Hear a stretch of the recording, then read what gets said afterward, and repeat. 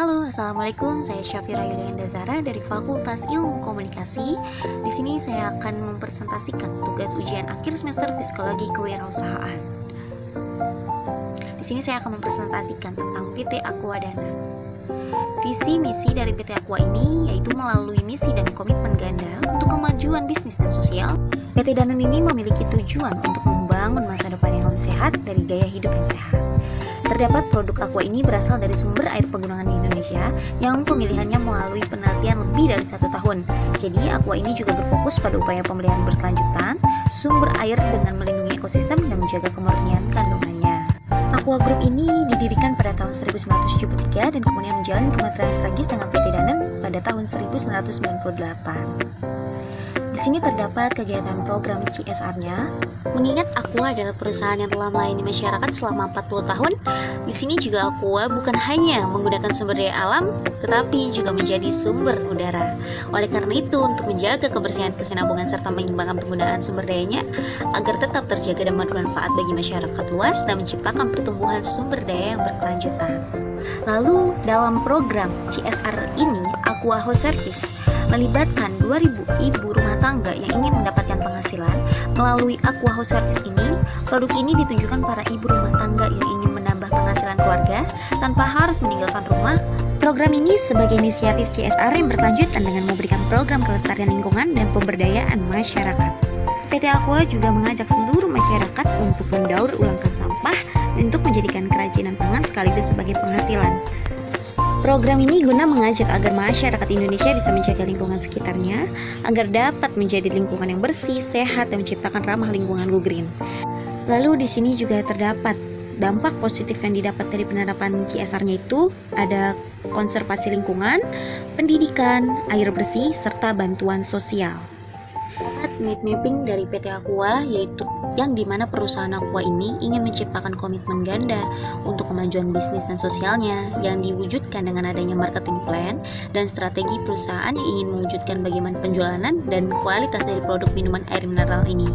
Karena Aqua ini menjadi produk minuman air mineral terbaik yang lain, walaupun terdapat banyak kompetitor dalam produk minuman air, banyak para pesaing usaha yang mempunyai produk barang atau jasa yang sama dengan bisnis air mineral ini. Maka dari itu, perusahaan Aqua harus mempunyai inovasi dengan selalu mengajak masyarakat agar selalu menjaga kelestarian lingkungan dengan mendaur ulangkan sampah dan menjadikannya kerajinan tangan sebagai tambahan mata pencarian atau dengan hashtag bijak berplastik. Oleh sebab itu, PT Aqua ini harus menciptakan tim agar selalu bekerja sama dengan baik dalam melakukan segala hal kebaikan dengan mendorong motivasi kepada rekan-rekan kerja untuk selalu memberikan yang terbaik untuk masyarakat Indonesia agar selalu menerapkan atau menjaga kebersihan air dan lingkungan. Itu Aqua juga mengadakan program CSR dalam bidang pendidikan, ekonomi, dan pemberdayaan masyarakat. Program tersebut dilakukan di seluruh lapisan terkait baik itu di seluruh lingkungan, di kemudian hari, maupun yang diluncurkan secara internasional dengan mendukung program Millennium Development Goals yang dicanangkan oleh PBB untuk mengurangi kemiskinan di berbagai belahan dunia. Di dalam perjalanan menjalankan program-program CSR-nya, Aqua pun memahami dengan berbagai lapisan masyarakat, LSM, atau pemerintah sehingga proses pelaksanaan program CSR ini dapat terpantau oleh seluruh golongan. Nah, lalu tidak hanya sampai di situ, Aqua pun di dalam melaksanakan program-program CSR-nya selalu mengutamakan aspek yang berkelanjutan. Jadi, setiap program CSR itu dipantau perkembangannya dan tingkat keberhasilannya. Kemudian program tersebut terus dilakukannya. Sekian presentasi dari saya. Terima kasih. Wassalamualaikum warahmatullahi wabarakatuh. Halo, Assalamualaikum warahmatullahi wabarakatuh. Perkenalkan, nama saya Hila Septiana. Saya dari Fakultas Ilmu Komunikasi semester 6 reguler pagi, Universitas Ibnu Khaldun, Jakarta. Di sini saya akan menjelaskan dukungan lem mineral dan mitra terhadap gerakan ekonomi sirkular dan kegiatannya, yaitu salah satu bentuk dukungan lem mineral terhadap program gerakan corporate social responsibility. Gerakan ekonomi sirkular pemerintah adalah memberikan edukasi mengenai pentingnya melakukan pemilahan sampah khususnya plastik agar dapat didaur ulang dengan mendaur ulang plastik agar dapat dimanfaatkan terus-menerus, dan kita membantu mengurangi beban bumi dalam menerima sampah Sampah plastik bisa dijual untuk didaur ulang karena membawa keuntungan ekonomi yang begitu sangat tinggi. Kerjasama ini rencananya akan berjalan terus-menerus agar masyarakat terbiasa melakukan aksi bersih, memilah sampah, dan mendapat manfaatkan ekonomi. Ini merupakan salah satu contoh masyarakat dalam memilah sampah. Langkah tersebut merupakan bentuk komitmen dalam mendukung upaya pemerintah dengan kontribusi sebesar-besarnya mengolah sampah plastik. Selain menjadi solusi mengenai sampah, kerjasama itu diharapkan dapat menjadi nilai tambahan lagi untuk warga setempat. Dengan menjaga lingkungan, ekonomi masyarakat dari sektor pun juga terjaga. Pemerintah mengapresiasikan langkah para penggagas konversi sampah menjadi material yang dimiliki manfaat berkelanjutan bagi masyarakat. Pemerintah akan selalu mendukung semua pihak penyelenggara ekonomi sirkular dari sampah ini. Berikut penjelasan mengenai proses daur ulang. Yang pertama, mengumpulkan dan memilah sampah-sampah plastik. Yang kedua, menggunakan kembali. Yang ketiga, mendaur sendiri.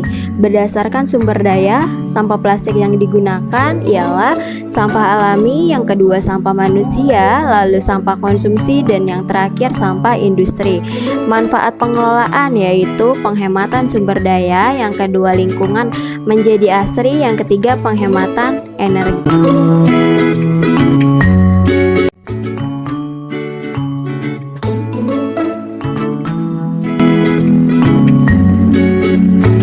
Assalamualaikum warahmatullahi wabarakatuh. Saya Anjas Ramandito ingin memaparkan hasil mind mapping saya. Di sini saya mengambil toko atau usaha yaitu Gramedia. Jadi Gramedia ini usaha di bidang buku dan alat tulis. Saya buat mind mapping jadi 3 kategori, yaitu program sosial, job desk dan salary, dan juga dampak ketika pandemi. Yang pertama, kita mulai dari program sosial. Di sini program sosialnya, 1. Mengadakan bazar dan pameran buku di mall-mall yang tidak ada Gramedianya. Contohnya itu di Mall Atrium. Selanjutnya mengadakan webinar atau bedah buku kepada khalayak oleh penulis bukunya langsung. Contohnya yang kemarin itu pernah Wirda Mansur. Dia mengadakan webinar bedah bukunya. Yang selanjutnya itu saat bulan Ramadan, di Gramedia itu menyediakan tempat untuk donatur yang ingin memberi buku, Al-Quran atau semacamnya alat tulis. Jadi dia naruh di Gramedia itu kotak yang agak lumayan gede, dan siapa saja donatur bisa naruh di situ Al-Quran, alat tulis, buku kosong, buku tulis atau yang lainnya, buku bacaan boleh semua. Itu program sosialnya. Selanjutnya untuk job desk yang diberikan karyawan dan juga salary-nya ini, yang pertama, job desk yang diberikan oleh atasan kepada karyawannya itu sesuai dan batas normal, tidak berlebih-lebihan, tidak tumpang tindih, semua normal. Dan selanjutnya karyawannya merasa puas dengan salary-nya, karena salary-nya itu udah masuk UMR, udah kena UMR, jadi udah mencapai UMR. Dan juga belum lagi bonus-bonusnya kalau ada tambahan kerjaan atau lembur ketika pandemi. Nah ini nih dampak yang dirasakan oleh Gramedia saat ini. Di Gramedia juga sih, semuanya juga gitu kan. Di sini saya ada 4 sub. Yang pertama, pembelian berkurang drastis dari biasanya, tentu saja. Yang kedua, pengunjung juga sedikit. Yang ketiga, biasanya karyawan mendapatkan bonus, tapi untuk di masa ini pandemi tidak. Yang terakhir, Gramedia harus ekstra dalam penjualannya di web atau media sosial atau platform toko online. Nah, dari dampak ini semuanya juga merasakan kan. Nah, kalau yang kita bahas di sini Gramedia, dia dari omset buku, alat tulis itu berkurang dari margin, dan juga pengunjung lebih sedikit ya, jelas lah karena PPKM kan. Dan juga karyawan yang biasanya dapat bonus ketika bulan, apa itu pencapaian marginnya pendapatan Gramedia itu mendekati atau sampai, tapi sekarang enggak. Karena kenapa? Karena pandemi gini, otomatis karena yang beli buku berkurang, yang jalan-jalan ke Gramedia untuk lihat-lihat berkurang, otomatis pendapatan Gramedia berkurang juga semua. Nah ini semua gimana terus karyawannya untuk mensiasati agar pandemi ini toko bukunya tetap berjualan. Nah mensiasatinya Gramedia ini dengan cara mereka masing-masing karyawan memasukkan dan menjual di platform toko online, contoh Shopee atau Lazada dan lain-lainnya, masing-masing karyawan.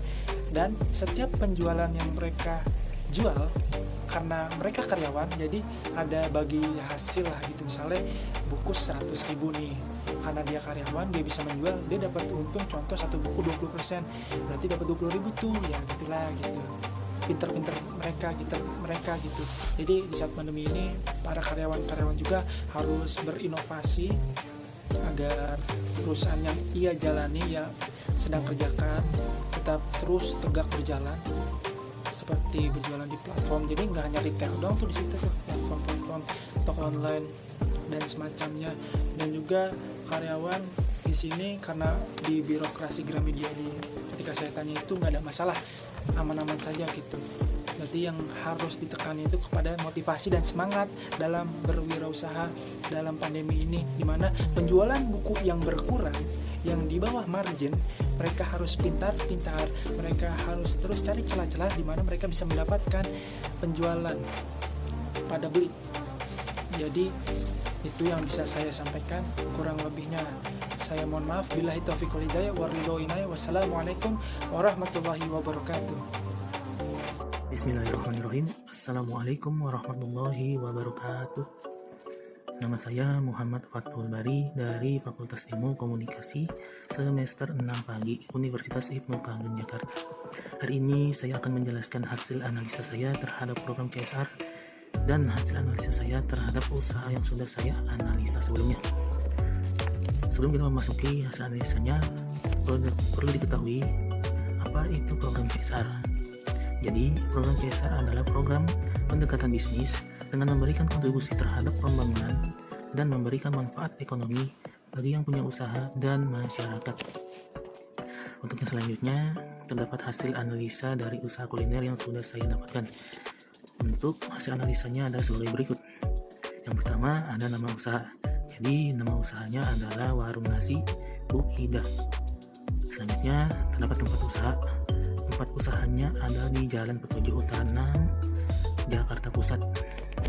Selanjutnya, kapan program CSR dilaksanakan? Jadi, program CSR ini dilaksanakan dari awal Januari tahun 2020 sampai Agustus tahun 2021 dan program ini akan terus dilanjutkan. Selanjutnya, di mana program CSR ini dilakukan? Jadi, program CSR ini dilakukan di lingkungan masyarakat dengan mendatangi masing-masing rumah masyarakat atau mendatangi tempat usaha kuliner tersebut. Selanjutnya, terdapat kelebihan dan kekurangan dari usaha kuliner ini. Yang pertama adalah kelebihan. Kelebihan yang pertama, bisnis atau usaha kuliner ini selalu dibutuhkan. Yang kedua, pekerjaannya tidak membosankan. Yang ketiga, bisa memberikan lebih untuk orang di sekitar kita. Dan yang keempat, adanya teknologi yang sangat membantu dalam mengembangkan usaha kuliner tersebut. Yang kelima, bisa menjalankan usaha tersebut sesuai dengan rencana. Yang terakhir, ada kekurangan dari usaha kuliner ini. Untuk kekurangannya terbagi menjadi 4 bagian. Yang pertama, persaingan yang sangat ketat. Yang kedua, menjalankan usaha kuliner bisa terasa merepotkan di awal. Yang ketiga, tidak banyak keuntungan yang didapat pada awal berjalannya usaha ini. Yang keempat, sulit menemukan karyawan atau rekan bisnis yang kompeten dan setia pada usahanya ini. Mungkin itu saja analisa yang sudah saya jelaskan. Kurang lebihnya mohon maaf. Wallahu muwaffiq ila aqwamit thoriq. Sekian dari video ini. Assalamualaikum warahmatullahi wabarakatuh. Assalamualaikum warahmatullahi wabarakatuh. Perkenalkan, nama saya Hairullah Rizky Zakaria, mahasiswa Fakultas Ilmu Komunikasi Universitas Ibnu Khaldun Jakarta. Di sini saya akan menjelaskan sedikit tentang mind mapping yang sudah saya buat dengan tema program CSR di kimia farma. Di sini saya jelaskan terlebih dahulu tentang visi misi dari perusahaan kimia farma tersebut. Visi dari perusahaan kimia farma ialah menjadikan perusahaan kesehatan pilihan utama yang terintegrasi dan menghasilkan nilai-nilai yang diluncurkan. Isinya ialah 1. Melakukan aktivitas usaha di bidang-bidang industri kimia dan farmasi, perdagangan dan jaringan distribusi, retail farmasi dan layanan kesehatan serta optimalisasi aset. Yang kedua ialah mengelola perusahaan secara good corporate governance dan operational excellence yang didukung oleh sumber daya manusia secara profesional. Yang ketiga ialah memberikan nilai tambah dan manfaat bagi seluruh pemangku kepentingan. Salah satu program CSR yang dilakukan Kimia Farma ialah program Klinik Apung. Klinik Apung sendiri bertujuan untuk membantu pemerintah meningkatkan layanan kesehatan di pulau terpencil di Indonesia.